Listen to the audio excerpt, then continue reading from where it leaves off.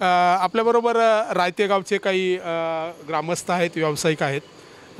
आगामी ज्या स्थानिक स्वराज्य संस्थांच्या निवडणुका आहेत, त्या निवडणुकीच्या अनुषंगाने आम्ही सर्वे करतो आहे किंवा एक सक्षम उमेदवार देण्यासाठी आमचं काम चालू आहे.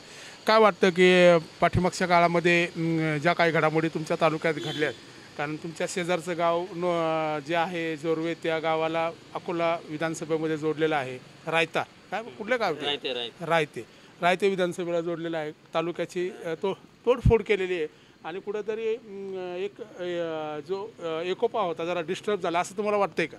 निश्चितच.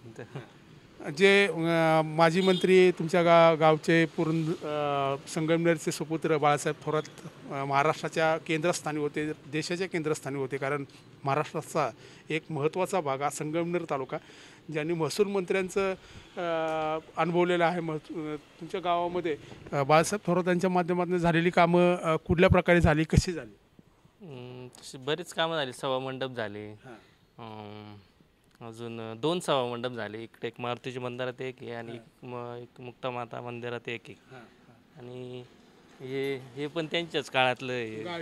गाळे पण त्यांच्याच काळात. तुम्हाला व्यवसायाला बी संधी संघ वगैरे दूध संघ.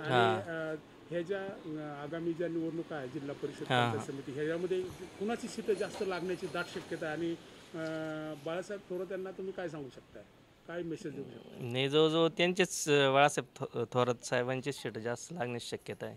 कारण ग्रामीण भागात तरी त्यांचंच वर्चस्व आहे इकडे.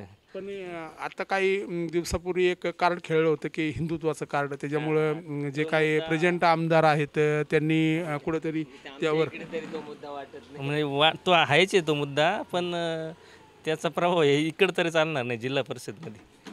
म्हणजे तुमच्या गटामध्ये तुमच्या गावामध्ये रायतेमध्ये बाळासाहेब थोरातांनी स्पेशल असं कुठला मुलांच्यासाठी नोकऱ्यांसाठी काही प्रयत्न केलेत का? आहे ना, बरेच जण आहे आमच्या गावातले पण. काही दूध संघात आहे, काही साहेबांच्या गाडीवर सुद्धा आमच्या गावातलं एक मुलगा आहे.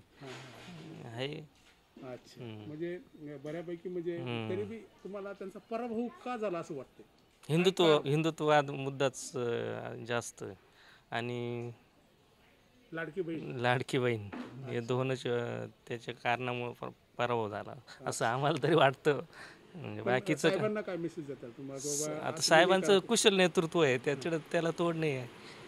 तेच आता जिल्हा परिषदमध्ये तेच येतील असा सगळ्यांचा अंदाज आहे. ओके दादा, तुमचं नाव काय बोलले? कैलास शिंदे. अच्छा, तुमचं नाव काय? अशोक आरगडे. आता जे काय मी बोललोय, काय वाटतं तुम्हाला सर्व?